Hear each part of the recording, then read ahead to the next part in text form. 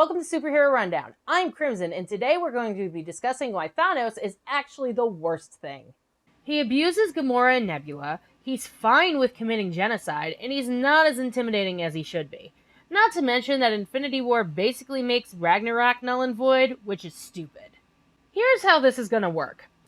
I'm going to talk about the films, but instead of breaking down the play-by-play of what he does and doesn't do, I'll be focusing more on the themes of why he's the worst and why what he does is not as exciting as it could be. And let's start at the beginning. Why the fuck does he already have the gauntlet? I mean, you could have done this in so many ways. Show secret endings at the end of other movies. Show him actually assaulting Xandar and getting the Power Stone. Show him commissioning the gauntlet from the dwarves. I mean, the possibilities were endless. You already showed him at the end of the original Avengers movie, why not continue the thread? Because with him having the gauntlet, it feels as if he needs the gauntlet and the Power Stone rather than showing him without those things. He should be intimidating already without the help of the stones. So, by the time he gets to Thor to get the Space Stone in the first 10 minutes of the movie, I find him cheapened because he already has the Power Stone. If you showed him in secret endings, and hell, you could have picked weird ones too. Ant-Man and the Wasp, you could have picked the end of Guardians 2, or hey, you could have even picked Civil War. Tease what's coming. And this continues when the Guardians get to nowhere. Thanos is already waiting for them with the Reality Stone. Gamora kills him, but it's an illusion and he appears. So now he's gotten 3 stones and the gauntlet, and we've only seen how he's retrieved one of the stones. What the hell? Because tell, don't show is stupid. We deserve much better than that. Thanos brings Gamora to his ship and expounds on how he wants Gamora to take his place in the big-ass chair. But this doesn't change that he's manipulative and abusive. We'll get to that, but let's talk about this genocide that he's so fucking happy about first. So he argues about resources being finite. Okay, you have the gauntlet, just make more resources. If the stones are literally from the beginning of the universe and make up the elements of it, you could just say, have more resources, and boom, more resources. But no, he's all, if we kill 50% of the population of the universe, everything will be fine.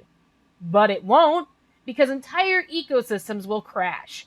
You can't just wipe out part of an ecosystem and be like, well, they'll figure it out. No, the ecosystem is destroyed and it takes generations to come back from that kind of totality. And not just a few, but hundreds of generations for countless ecosystems. This motivation doesn't even make any sense. If you look at the comics, the whole reason he even wants the stones is because the personification of death is, let's be honest, she's really hot. He wants to kill half of all life in order to impress her, and, well, no spoilers on how it turns out, but at least that's a more understandable reason than some fundamentally misunderstood idea of resource management. Someone should have shown him civilization. Let him mess around in it for a bit, get it out of his system, and deal with Gandhi. In Avengers Infinity War, directors explain why Thanos didn't double the universe's resources. Phil Hornshaw tells us.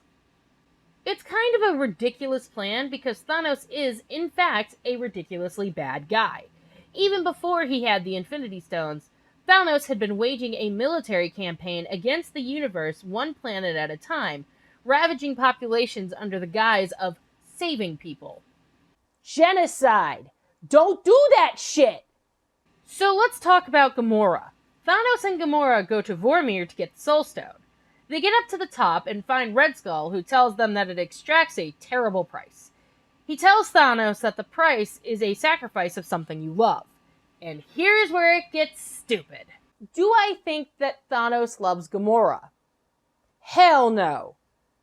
But I do think in his own twisted way, he thinks he loves her.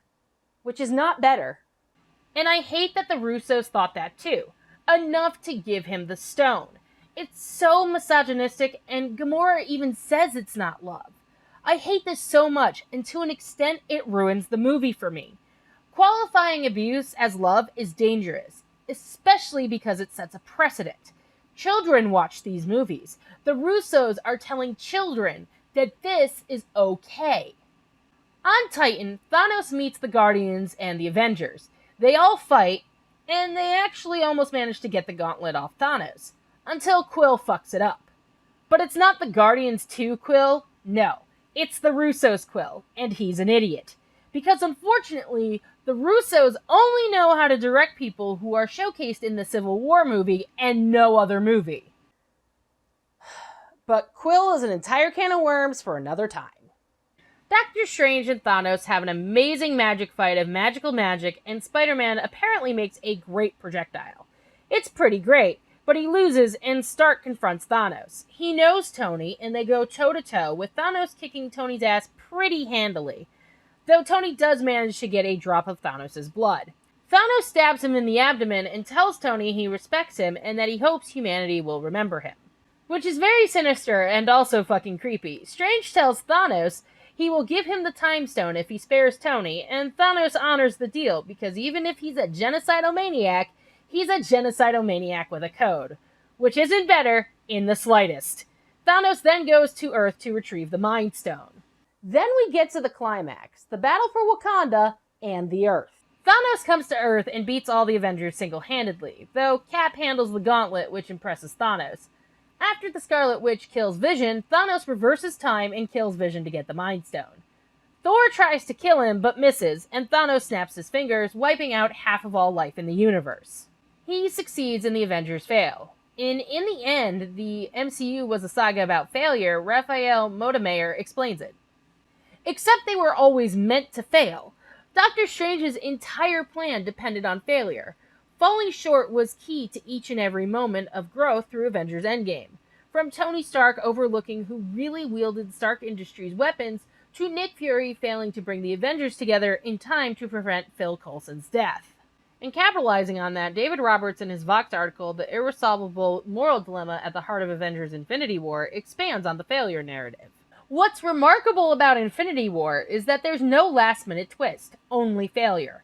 Steve Rogers and his friends make the typical heroic Kantian decision not to trade lives, and it is a disaster. An unfathomable number of lives are lost. The movie ends with Captain America sitting on the ground devastated, saying simply, "Oh God."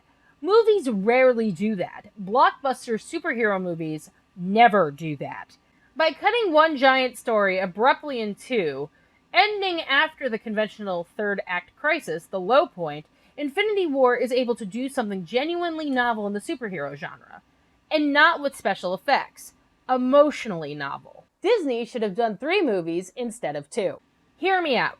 If you have the first movie be about Thanos getting the gauntlet and all the stones in space, then have the second one be the stuff on Earth and the Battle of Wakanda, you could end the first movie with the question if Thor survived the star roasting him, then reveal in the battle that he's okay. And then have the third movie. A trilogy, Disney? I mean, you could have made $1 billion more than you already have. Now we get to Endgame. They kill Thanos in like the first 15 minutes of the movie, which, okay, I guess. But that's what I mean. You didn't build him up as intimidating in the first movie. So when they showed him already having the gauntlet on the Asgardian ship, the fact that they just killed him in the first 15 minutes makes it feel like he was not powerful without the stones. 2 snaps clearly weakened him, but even then, we shouldn't have to wait until the end of the series to see Thanos as a serious threat without the stones. So when he drops into the climax, which will be explained when I talk about Tony in the third part of this series, but for now, we're going to call it time bullshit. He blows the Avengers headquarters to smithereens, hoping to kill them, but doesn't succeed because, it's the Avengers. When Tony, Cap, and Thor confront Thanos after coming out of the rubble, he tells the 3 main Avengers that it's impossible to thrive when one half has been wiped out. Because he fucked with the ecosystem. So he decides to shred the universe down to its atoms and recreate a grateful universe. Because half genocide is apparently for suckers.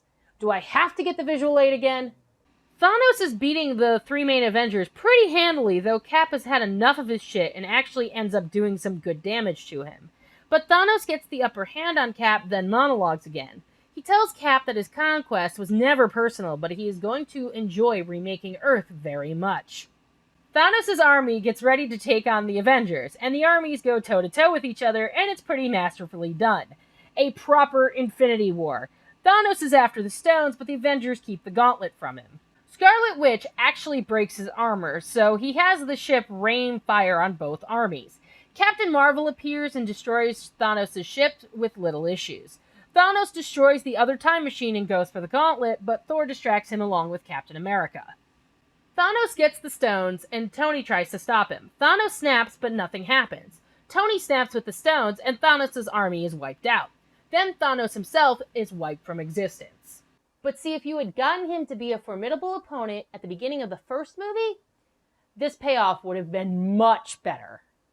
Thanos should be intimidating, and wiping half of the people of the universe was a downer, but it shouldn't appear that Thanos is weak without the stones. In Avengers Infinity War, directors explain why Thanos didn't double the universe's resources. Hornshaw explains the Russos' thinking. The Russos added that Thanos also is coming from the flawed starting point of a guy who thinks he's a messiah, and is also fully okay with mass murder so long as it's random, because otherwise it would be genocide, and genocide is wrong under Thanos' logic. If you wipe out half the Earth, it's still genocide because half the Terrans are gone. Which reminds me, I still have some more issues with the Russos. Maybe I'll write a letter.